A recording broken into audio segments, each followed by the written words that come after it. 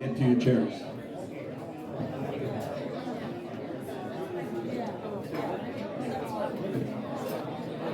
So anyway, Dr. Jordie's going to talk about preparing animal health in the spring for calving. We've had this presentation once or twice before, and it's very important. And I don't know if she's going to talk about predators or anything, but no, okay, all right. Did not bring that up. Did not talk about predators.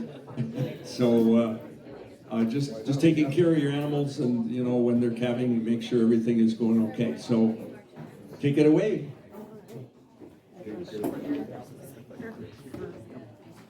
Do I need to test it out?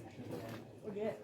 All right, thank you everyone for inviting me today to speak. Linda asked if I could talk about, not necessarily focus on day of birth problems, but different ways to set yourself up for success leading to lambing, calving, and kidding season.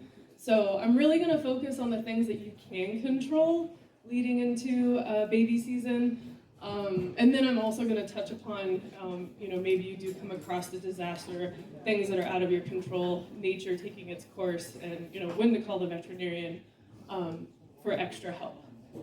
So the first thing, we're all like-minded people here. A big focus of what we're here for is nutritional advantages in grazing our animals. I am by no means a nutritionist, but it is, the #1 expense for any operation. And rightfully so, nutrition is really the foundation for any herd. It has such an impact on reproduction efficiency, your disease prevention, making sure you have healthy animals that can fight off diseases better.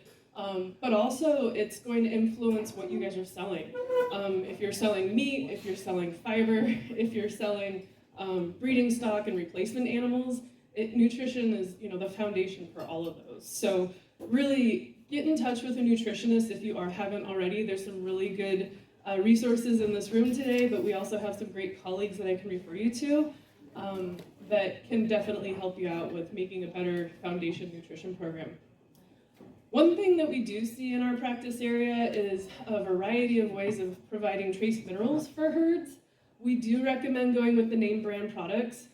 There's a lot of fads right now that you might find on Dr. Google and some forums that have other recommendations, but we really, really trust big name products. There's a variety of ways of providing loose mineral for your herds, lick tubs, free loose mineral. The biggest thing is making sure that you're feeding the species-specific mineral. So sheep, goats, and cattle all have drastic different requirements, especially sheep. They're very sensitive to certain mineral levels, so I really want you to focus on feeding, not a general all livestock loose mineral, and definitely having this in front of them year-round. That's another thing that some farms try to cheap out on by feeding them only during nutritional stress times of years, but really having those loose minerals in front of them year-round.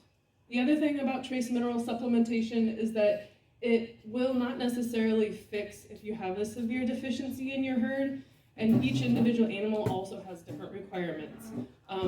My energy requirements and nutritional needs are going to be way different than, say, yours. So some ways that we get around that is by adding an injectable mineral throughout the year. This is definitely something that you'll have to talk to your veterinarian about because they are prescription products and you can actually cause more harm than good if you overdo it. But one of those products that we really like is Multimin. You may have heard of OC or Muci as well. But injectable selenium and vitamin E are really important for this area, especially because we are a selenium deficient area, if you didn't know that. Another thing that we really recommend year-round, something that gives us a good handle on how our herd is doing, are taking body condition scores. That's something that, especially going into our lambing and kidding season, we really want to prevent this natural disaster train wreck of pregnancy toxemia. So by checking body condition scores, knowing that our animals are at the ideal body weight going into their baby season, they're not too fat, too thin, that definitely is something that we really urge. And this is also something that we recommend doing on a monthly basis. A lot can happen from month to month, especially with our winters being all over the place. Usually by January, February, we have very heavy pregnant animals. Their nutritional needs are all over the board. The weather on top of that is stressing them out. We really want to make sure that that they're doing well. It also tells us, like I said earlier, that our nutrition program is doing what it should be, and it tells us the overall herd health of what our animals are doing. It gives us a good big picture idea. Another tidbit that I came across through school, and then now that I'm out in practice, we actually see it, and there's some research that backs it. I don't know if this is applicable to our sheep and goats, but definitely something that my family has implemented with our herd. If you get into the habit of feeding your herds, usually in the late evening or sunset time, if you do that on a regular basis year-round, you will actually see an increase in calves born during daylight hours. I hate that 2 a.m. call as a veterinarian, and so do you guys as owners saying, hey, we've got a calf or a lamb or a kid that's struggling to come out. We did our evening check, and we've got a disaster, we needed to come out. Granted, they're not gonna read the textbook, but it will hopefully increase your odds of having more babies born during the daylight hours rather than the wee hours of the night. This is a picture of just kind of a general, how to body condition score a goat. Again, this is also species specific. There's a lot of resources online that are really good. Extension offices are really wonderful too, if you just want to go online and say, how do I body condition score a cow, a sheep, a goat? But sheep and goats are kind of similar. You're looking at their rump area over their hips, their muscle in there, as well as their loins. But this is just kind of an example of what a body condition score chart looks like.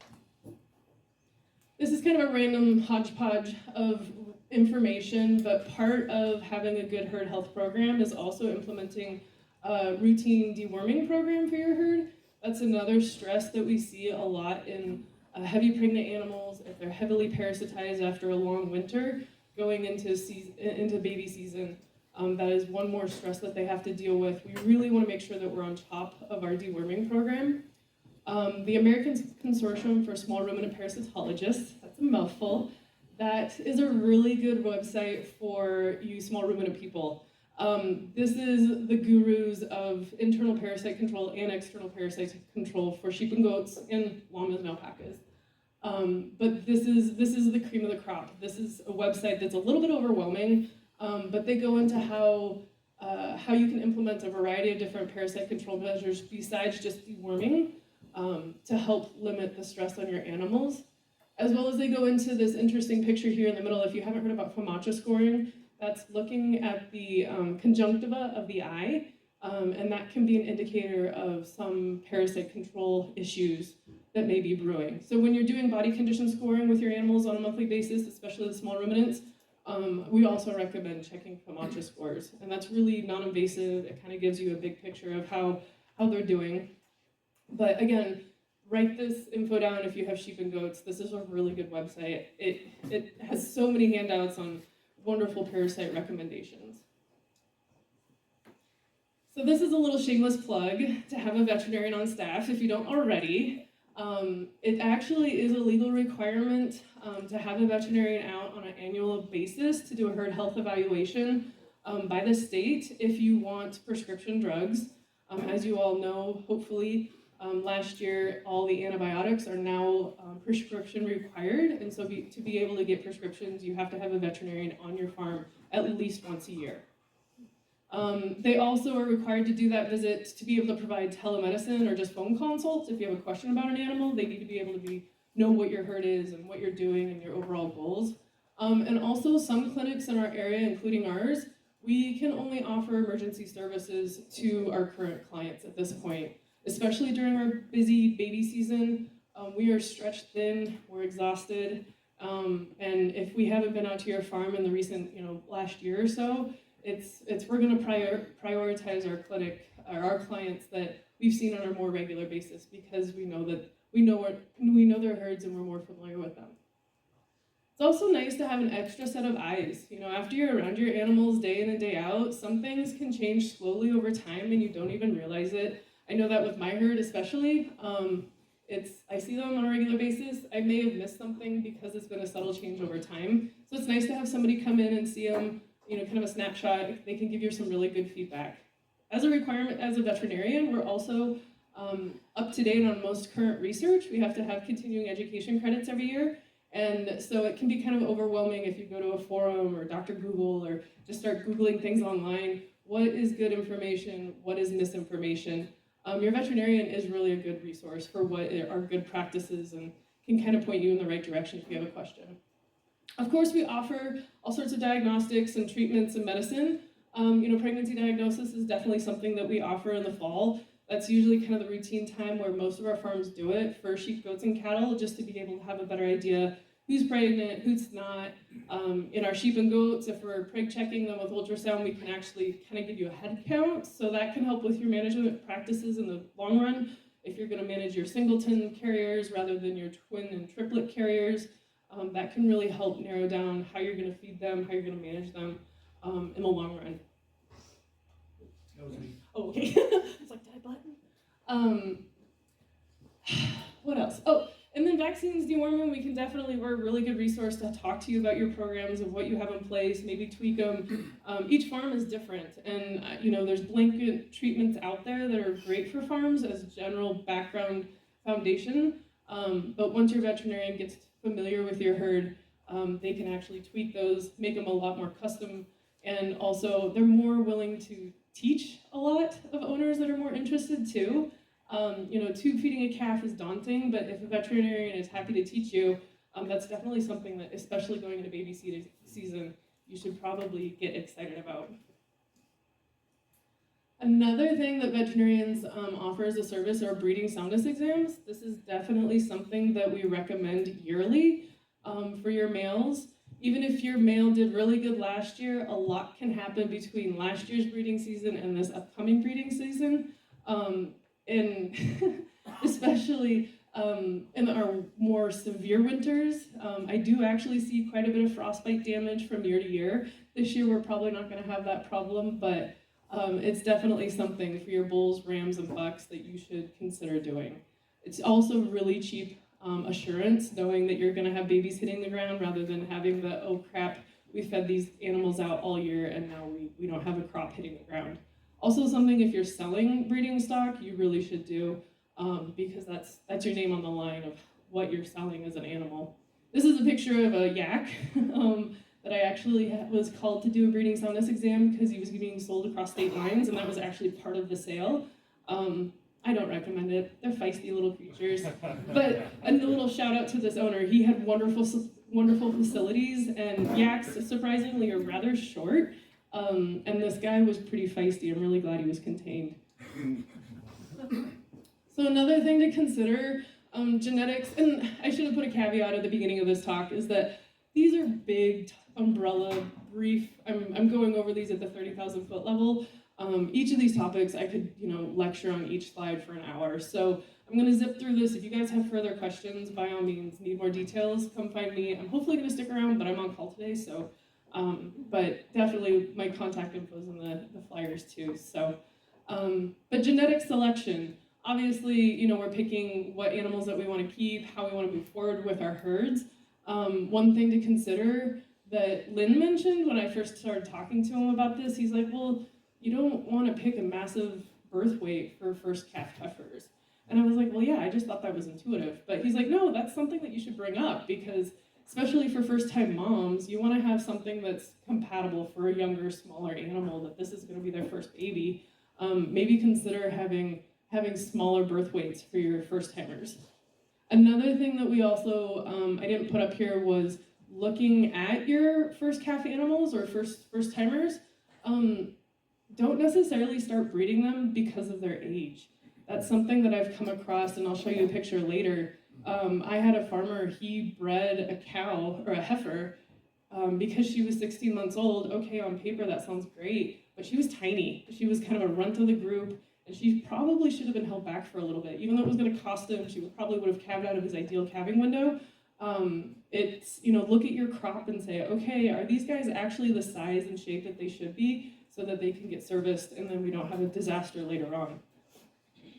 Again, custom vaccine program, of course, it's a good thing to have on hand because there are diseases, especially clostridial diseases in our soil.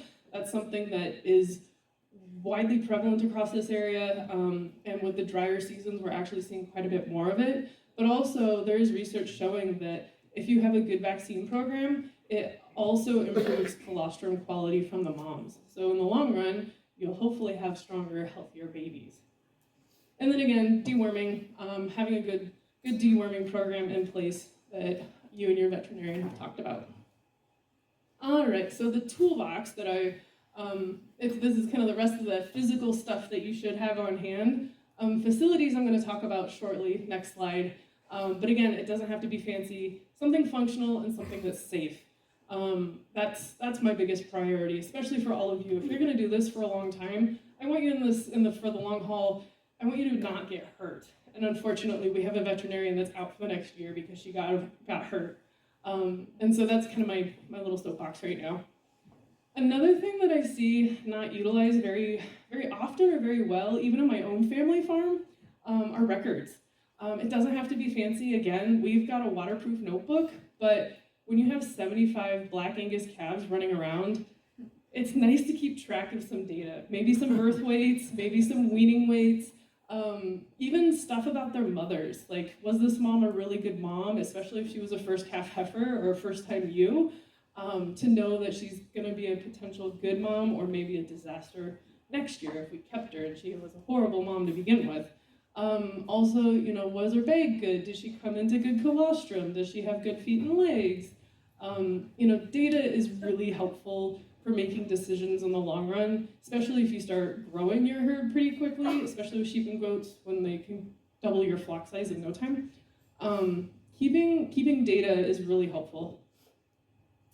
It also, besides the notebooks, there's a lot of really good phone apps now if you're a techie that are really helpful to just do curbside, chute side, jug pen side. You can just pull it up on your phone. I've had a lot of farms actually just implement like Google Sheets, and then you can upload some data on your phone real quick and then go home and tweak it on your computer. So there's a lot of really good technology out there too. And then equipment, obviously, if you Google lambing, calving, kidding, equipment checklist, there's going to be the traditional chains, lube, sleeves, calf jack if you really want to be ambitious. I put this picture up on the right here. My biggest pet peeve is with actually putting chains on a calf, or even if you're going to use twine on a lamb or a kid, to be able to know how to do it properly.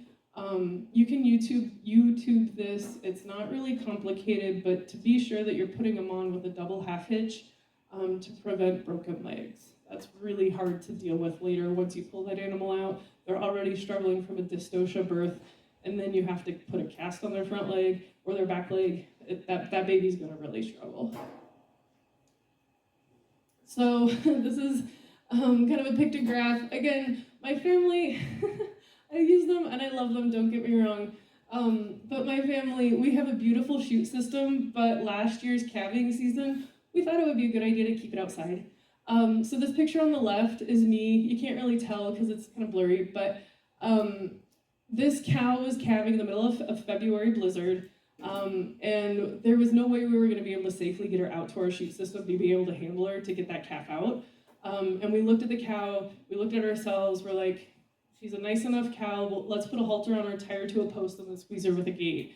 Again, you have to look at the situation. If you're having a dystocia, the biggest priority is making sure that everyone's safe, including the cow or the lamb or the doe. But if you do have large animals like cattle, it is time well spent and money in your pocket, I think. You're not going to obviously see a return on your investment with dollars, but having a chute system, you're going to need it eventually, especially if you're going to do a vaccine and deworming program. If you have the veterinarian out to preg check in the fall, that's something that is obviously a requirement. But that upper right picture, that's also my little caveat too, is you got to look at the situation. That was that young teenage heifer that shouldn't have calved as early as she did. It was easier to do a C-section in a nice barn bedded deep with hay while she was laying down. And again, I want you guys to be safe in the long run. Getting hurt by large animals is not fun. So this is kind of cut off, but this is the first hour processing gear. Again, if you Google, lambing, calving, kidding kits, this is kind of the core stuff that you should have on hand. It's going to be tweaked a little bit depending on species and depending on your farm practices. Like, some farms don't give vaccines when they're born, some need to, but it's always a good idea to dip navels.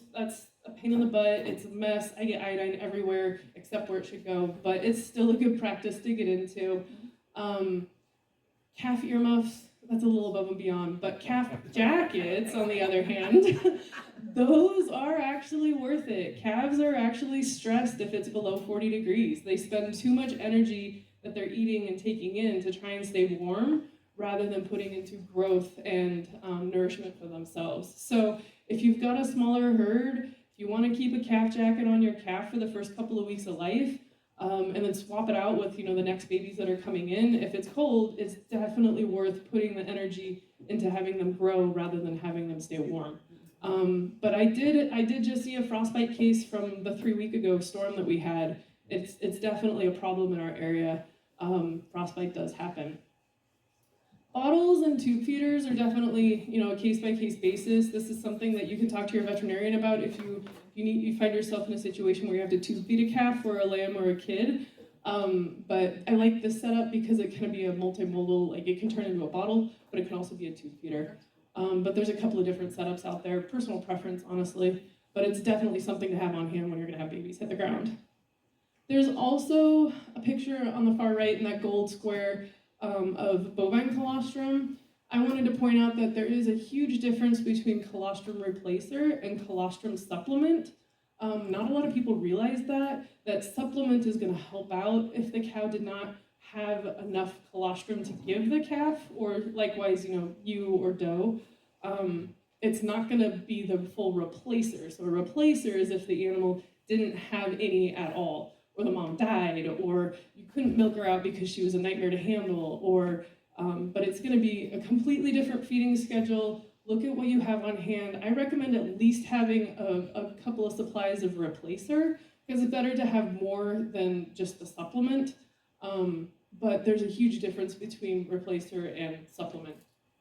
And also, colostrum replacers are also species specific. This is an example of a brand that we really like, the Saskatoon Colostrum Company.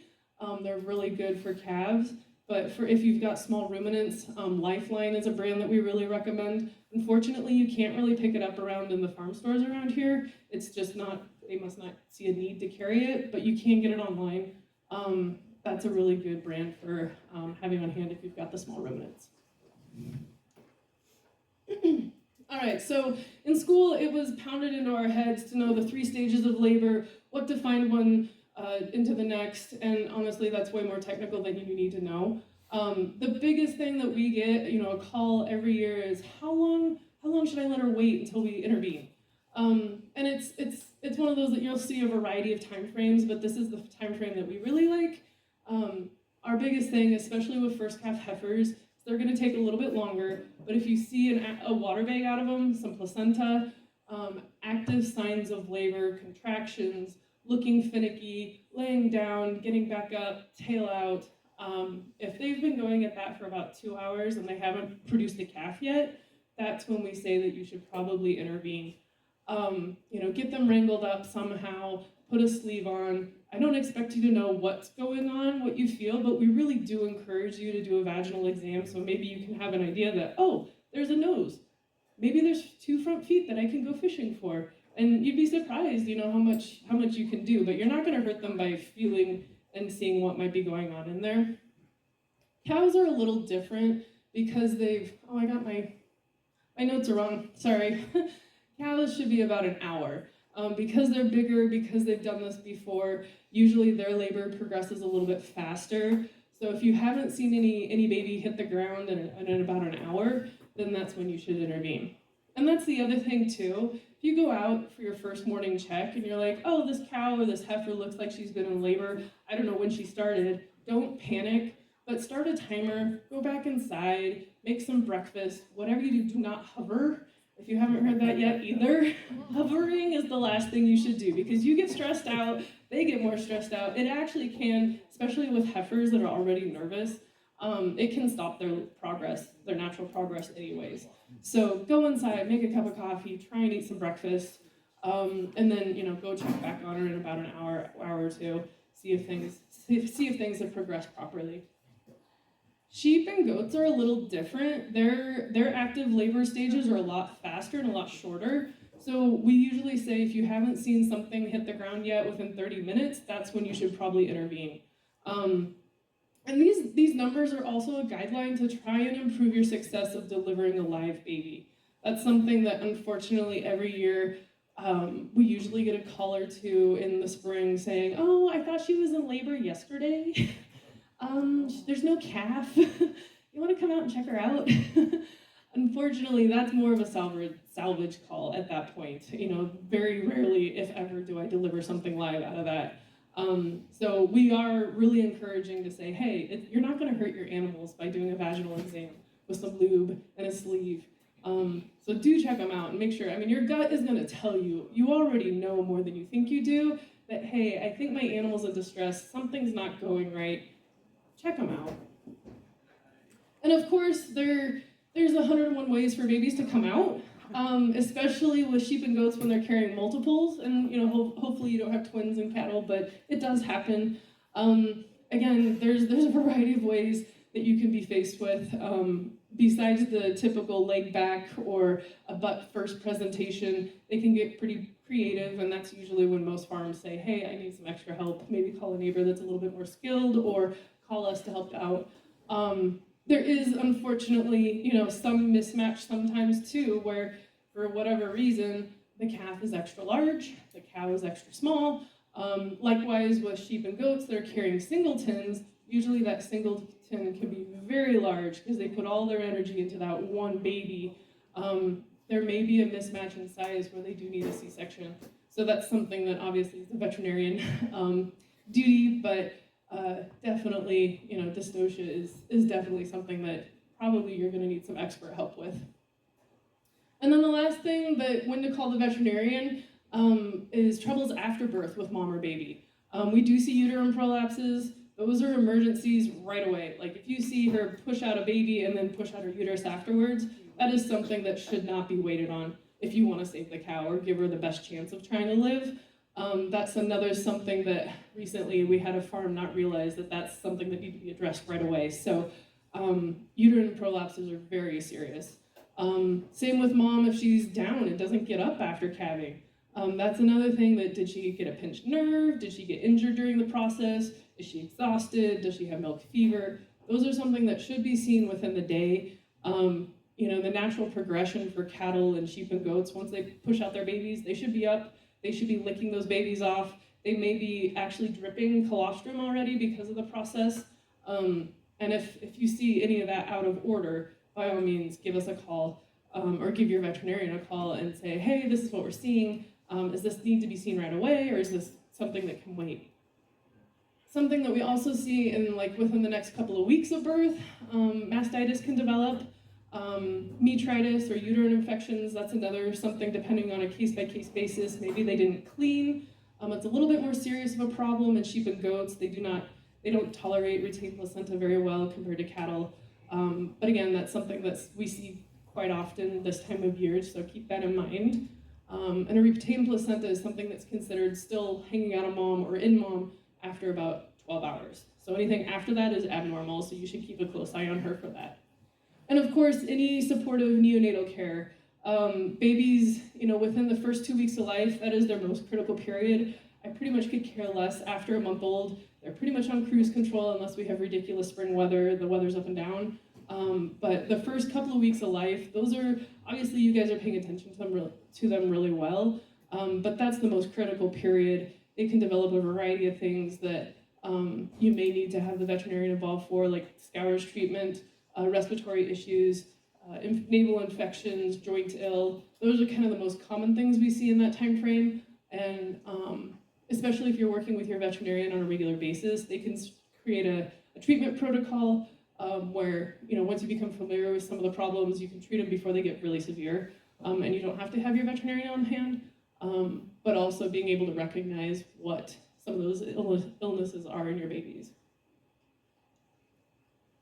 So this is just now a time to open up the floor for any questions. If you guys have any, want further details on certain topics. This is a little plug for our practice. There's my contact info. This is kind of the general vicinity of where we practice and cover. It's a pretty wide area. There's 4 of us doctors. And if you do find yourself needing some help this year, by all means, keep us in mind. But any questions out there? How about you first? Does that timeline for intervention vary at all if the sac bursts? That's a good question. She asked if the timeline changes if the water sac bursts.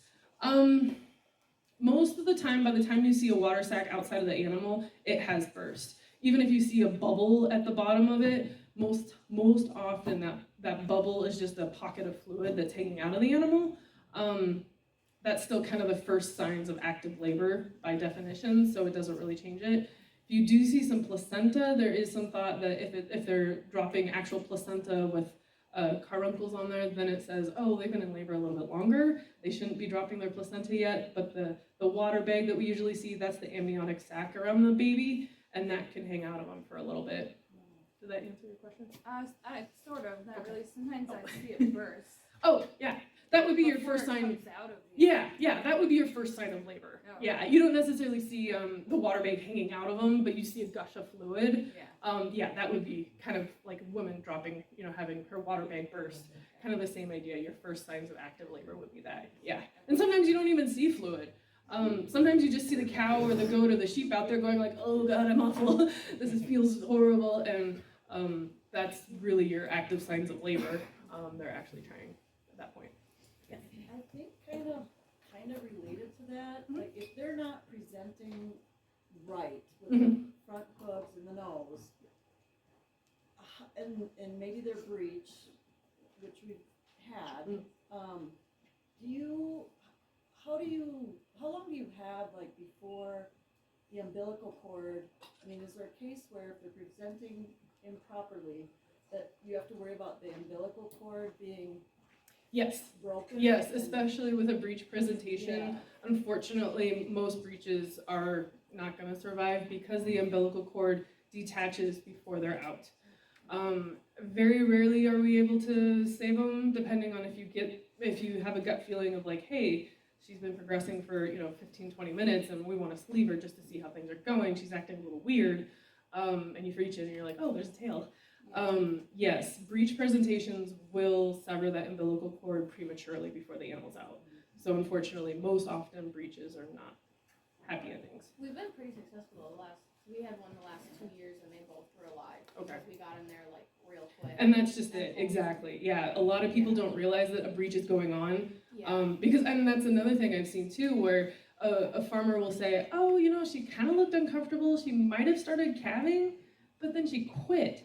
Breeches, because they're not stimulating the pelvic canal and the cervix properly, cows don't get the rest of the signals saying you should progress with labor. Sometimes they will stop. They'll go back to eating, they'll go back to sleeping, they'll act like a regular cow, and you may have missed that water bag burst because the butt is soft, it didn't puncture the amniotic sac, and you missed that they were actually a breech presentation. That's another I feel like thing. that's where the intuition you talked about, because like we lost the first breech one we ever had, and then after that we were quicker to check. Yeah. And so the last 2 years it's just been like a gut feeling like something's not right, and then we pulled them right away and they were fine. Exactly. And I've had some, non-true breech presentations where it's back legs.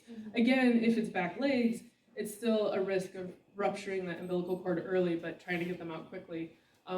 Again, they usually don't dilate very good because they're not getting the proper signals from the calf, so those can be hard pulls too.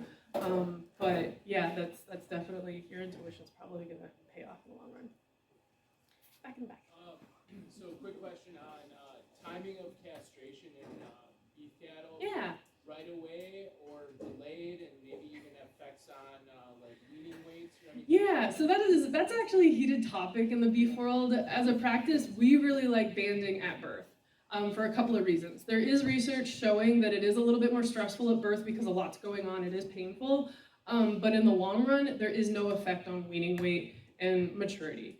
My family, we wean and band later, only because we like to sell a few bull calves to some neighbors, so that allows us to see, okay, these guys are looking like they're gonna be a nice bull calf later on. But we definitely, as a practice, really push to band at birth because in the long run, A, it's safer for you, and B, it's less stressful in the long run for the calf. If you do band them later, they start, their growth curve goes up pretty pretty aggressively compared to the calves that were banded at birth, but then they peak for a really long time once you band them at weaning, or 400 to 600 pounds. They kind of plateau for a long time, while those ones that were banded at birth are still growing. So in the long run, they're gonna end up about the same. But as a welfare and as a logistics, we like to band them at birth. There is a new product that I didn't mention because we haven't put it into practice. It just got released. There's actually castration bands with lidocaine infused into them. That is something that we're interested to see how it goes. It's approved for cattle. It's not approved for sheep and goats, but I do know there are sheep and goat veterinarians that are using them because it's, in the long run, it's supposedly with the lidocaine infused in there, it's going to be a little less painful, but that's definitely a good something to consider. They don't need a prescription for that. They do. They do. That is a prescription product, so another reason to have a veterinarian. They can sell you it once you have that annual visit, and then you have it available on hand. You can keep a couple packs of them, and they are a little bit more expensive, but it's definitely something to consider. And also you got count to 2. Yes, that's another one. Counting to 2, especially babies when their testicles are very small. It is a challenge, even in my own hands. Be sure that you get 2. Yes. Regarding vaginal exams, Yes. I assume on cattle that means putting your arm inside the animal. Mm-hmm. What can you do with a goat? Same thing. You'd be surprised. I mean, granted, the smaller breeds like pygmies and Nigerians, those could be pretty challenging because they're small animals. But the dairy breeds, the boars, the bigger meat goats, if you've got a smaller-handed wife or kids, this is a great opportunity for them to get involved. But you'd be surprised. I mean, there's a lot of, especially the bigger sheep too. I mean, I can get my whole arm in them without too much of a struggle. Take your time though. Obviously, they may not be completely dilated, so take a lot of lube and sleeves. But that's a good question. Actually, if I may, the other previous topic now, castrating. Yeah. I had a couple of goats castrated last summer, and the vet who did them felt that castration is better for the animal than banding. Is there differing opinions on that? Like how to castrate them, or if they should be castrated in general? Castrating versus banding.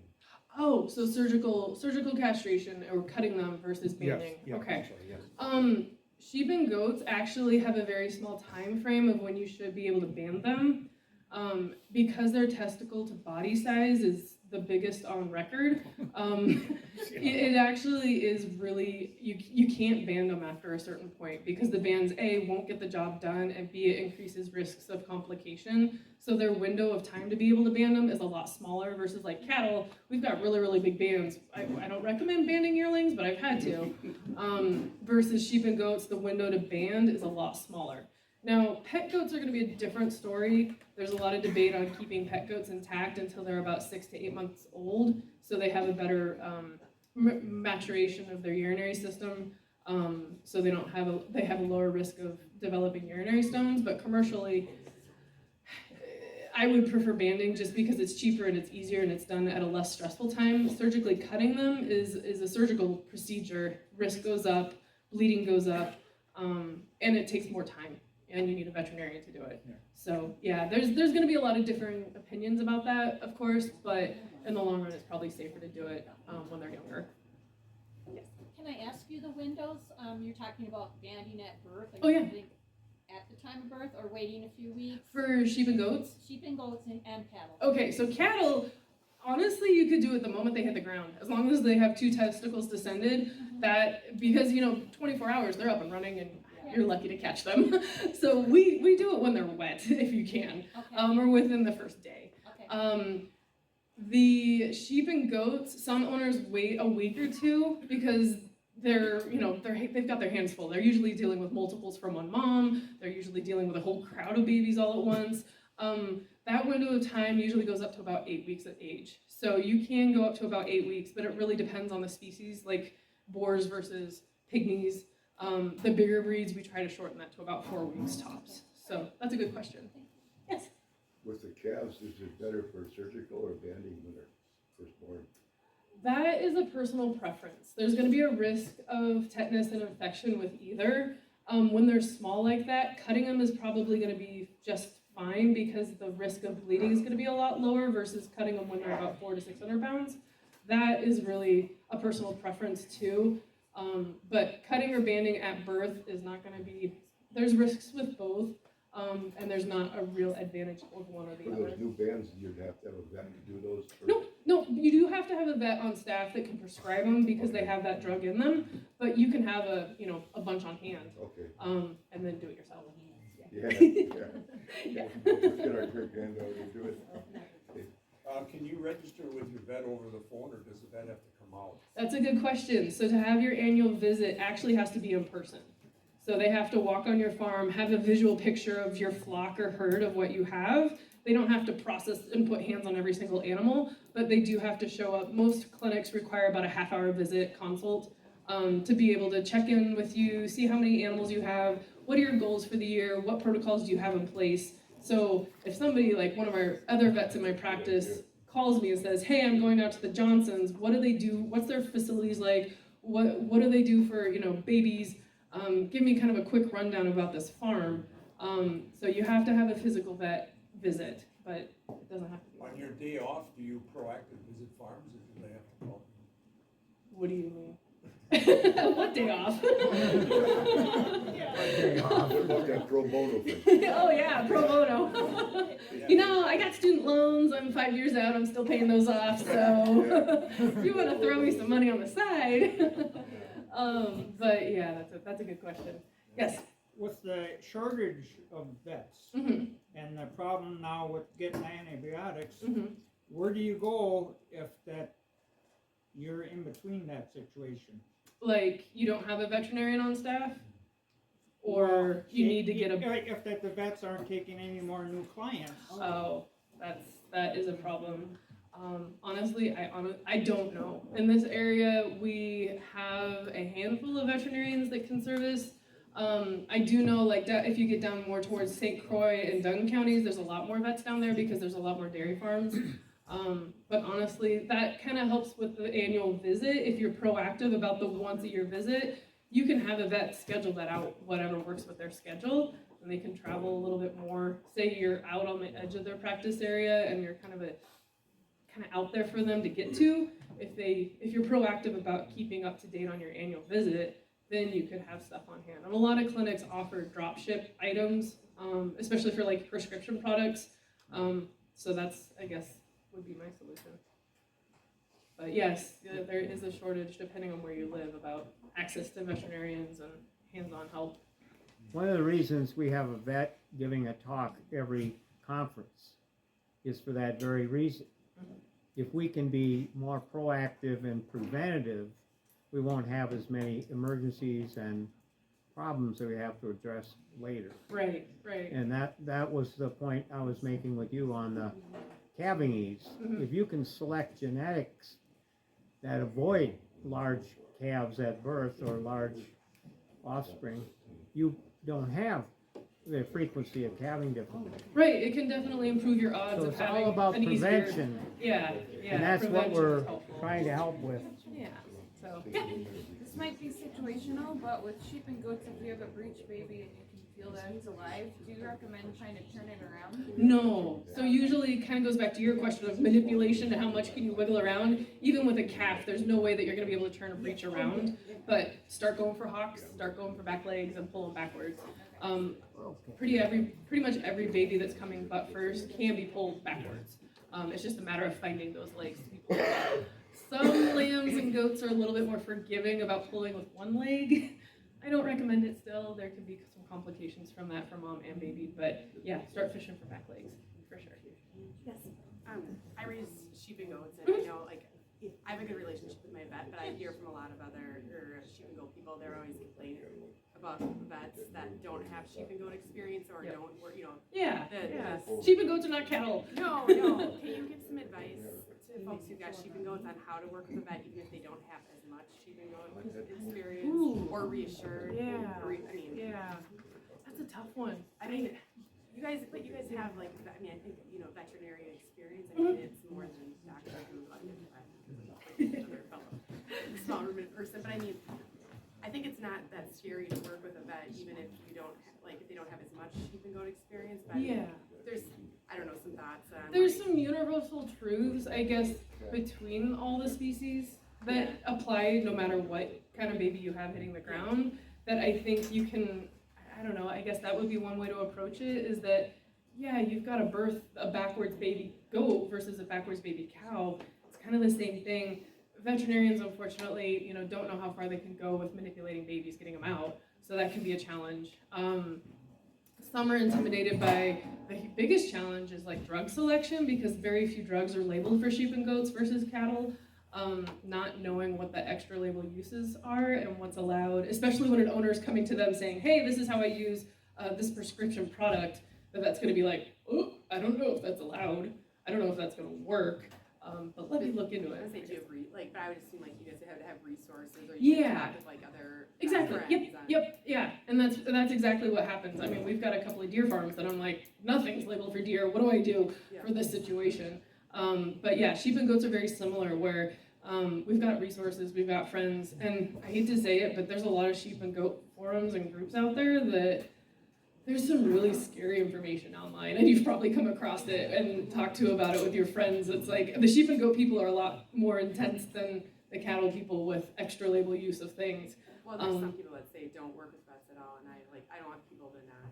Yeah, no, and that's just it, is like, especially if your only veterinarian in the area works on horses, at least it's somebody that might be a resource to be able to look into something. Most veterinarians are at least willing to be like, I don't know that, but let me look into it for you.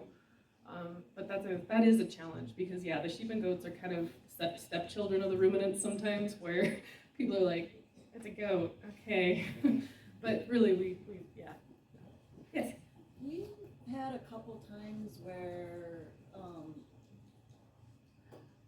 we've had a calf born. She gets up, she nurses, everything seems fine. But then, like in one instance, we know for a fact this little guy was out running around one day, and then the next day Molly went out and he's just laying underneath a pine tree, curled up like he laid down and went to sleep, but is dead. And then we've had a couple times where we've had calves, they seem to be doing well, they were nursing, but like there was just this, I put in our software as a cause of death, failure to thrive. There is that. That definitely. So unfortunately, that's a vague symptom, and not knowing your farm, I can only recommend so much. But and we do see this with sheep and goats too, where failure to thrive could be a variety of things. Cold. They do get cold. They want to lay down. They don't nurse. These babies, because their stomachs are so small, they need to nurse on a every couple of hours schedule. So if they're not nursing, their blood glucose drops drastically. It's just a vicious cycle of they start failing really quickly. So that could have been as simple as that. It got cold, or it got lost, or it got separated from mom, or mom could have cared less. She wasn't a great mom, so she didn't look for them. And then, they curl up and die. It could be, even though they nursed, maybe that colostrum wasn't very good. We're not testing beef colostrum very often to know that the IgGs and the proteins and the fats are good for that calf. We're just assuming that they had a good colostrum feeding. It was probably enough, but research is actually showing that, especially out of first-time moms, their colostrum quality is not the greatest. So a lot of farms do supplement colostrum feedings out of first-time moms. So maybe that's something where first feeding was okay, but it wasn't enough to keep them going. But yeah, unfortunately, especially with the cold that we get, that failure to thrive is definitely a general diagnosis that we do have. 5 minutes, if you're still at me. Yes. I was curious about the selenium in our area, and what your take is on I just see like the mineral blocks with high selenium. Is that enough, or what? That's a good question. So kind of back to what I was saying earlier, if you do have a selenium program, or a mineral program available for your animals, even if they are deficient, it's not going to bring them back up. So that's something that if you do butcher animals, it's definitely worth doing with your veterinarian, of like a mineral analysis on an annual basis to kind of touch base. Liver sampling is the best way to do that. It's kind of expensive, but it's really, really valuable information to know how your mineral program is doing. We do recommend adding in injectable selenium vitamin E like Bosi or Multimin, because most of the time, even though you're on a mineral program year-round, there's extra demands during late pregnancy, there's extra demands during pre-breeding. That's a very common time when a lot of people supplement injectable trace minerals as well. To the mothers. To the mother, yeah. But we do have some farms, especially beef farms, that are doing injectable vitamin E, selenium, or multimin into their babies.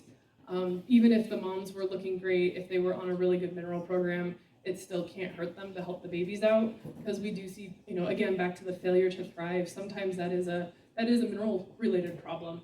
But to really know how your herd is doing, you can't just look at them and say, oh, their hair coat's shiny, they're fat and happy. The best way to really know is to do a liver analysis with your vet. But could you add the selenium shot without doing the analysis, because we could assume because we're in the... Most of the time, yeah, that's a safe, especially out here, most veterinarians go that route without having numbers in front of them and an analysis of how your herd's doing, just because we are in such a selenium deficient area. Our forages don't have enough to sustain them. And trace mineral intakes are variable amongst animals too. Even if you have a loose mineral in front of them, you're only going to take so much, I'm going to only take so much. It may not be enough still. So there's a lot of variability amongst our herd. And trace minerals, trust me, that's like a whole day lecture in itself. But that's my 10 seconds of it. And what are the risks of selenium poisoning? Selenium toxicity is a big thing, and that's why the injectable seleniums are prescription only. You do need to set up a program with your veterinarian to know that A, we're giving it at this time, B, we're doing the dosing right. Because selenium especially is one of the only, and that's why it's a prescription, and that's why there are some fertilizers that they're doing some research back home in Oregon, at Oregon State, where they're applying selenium, and I think there's some studies here too. I can't remember if we had a talk about that a couple years ago, about applying selenium to fields to try and up it in the forages, but there is a very fine window of not enough and too much. And then how about the injectable versus like a selenium salt, like a more... Selenium salt, they're not going to overindulge because it's a salt-based product. The salt is what drives them to go eat it, but it's also going to limit how much they eat. And especially like the lick tubs that I had up there, there's a lot of trace mineral lick tubs that have molasses in them. Again, they're not going to overdo those because eventually they're just tired of licking or intake. So you don't have to worry about the toxicity with the free choice mineral. But the injectable, you do have to be very careful. Yeah. Yes. How do you feel about mineral buffets with like 20 Oh, I was hoping to avoid those. And I saw your post. I don't want to single you out. But mineral buffets, research has shown that they're not effective because animals don't know what they need. Especially since most minerals are salt derived. They're not going to go up to the buffet of say, oh, I need some copper today. Or, oh, I need some magnesium. Unfortunately, yes, they're out there, and you may have some animals that do fine on it. They're labor intensive, depending on your setup. But unfortunately, most animals are not going to thrive under a buffet trace mineral selection. That's essentially our practice standpoint on them. But if you want to do it, go for it. Yes? I know a woman that I know has had horses her whole life, and they recently are having trouble with their horses because they are vitamin E. She found out they're vitamin E deficient, and we're having some lameness issues. And the only reason I'm bringing it up here is because she thinks that with the drought conditions that we've had lately, the hay is not the quality that they're used to. And so it might be, to your point, it might be yet another reason to check for... Right, especially in drought conditions that we've seen the last couple of years, our foragers are even more deficient in vitamin E and selenium. And vitamin E and selenium, like multimin, muci, and boci, those are all the injectable forms. They are selenium and vitamin E supplements because they go hand in hand. But yeah, we're definitely seeing, again, work with your nutritionist because as you're seeing, your pastures are different, drastically different over the last couple of years with the droughts, and your hay quality is going to be way different too. So even though you've got a mineral program, that's why we stay on a yearly basis. Try to do those liver samplings with your veterinarian to see, touch base. And we usually do it when, we send an animal in to get butchered. It's an easy, hey, butcher, hang on to the liver, put it in the fridge for us, and we'll send it out. They look at you kind of weird, but it's one of those that liver sampling is the best. There are blood tests that you can do to test mineral levels, but that's only as accurate by that animal's daily intake, and also there's a lot of other variabilities that go into blood testing with minerals. So, Did I hear you offer to come back in a year and talk about mineral Oh, supplementation? God. I am by no means a nutritionist, and minerals are. Well, maybe you could recommend someone. Yeah, I'll look into It that for sounds you. like an inviting topic. Yeah, it is. It's definitely one of those that minerals are really vital to keeping your overall herd health and making sure that babies are hitting the ground healthy. So write that on your evaluations that you want to hear more about You're minerals. giving me homework. So Dr. Jordie will be around until she gets a call. So thank you very much. We have a 20-minute break. Sorry to put you on the spot. Oh, good.